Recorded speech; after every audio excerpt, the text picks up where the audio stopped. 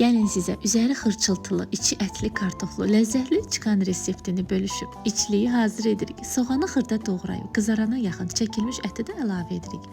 Kartoflar kiçik ölçüdə olsa yaxşı olar. Doğrayanda ölçülər beləliklə standart olur, bu da görünüşə gözəllik qatır.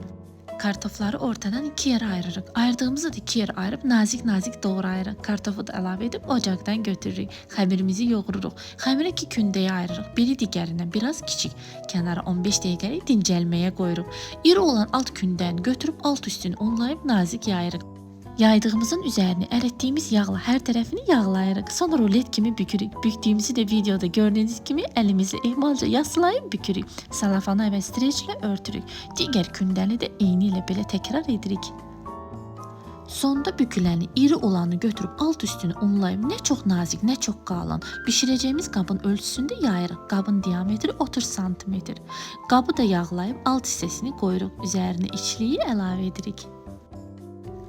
Üst kündəni də yayıb kənarlardan bağlayırıq. Üzərinə yağ çəkib çəngəllə deşiklər açıb sobaya bişməyə qoyuruq.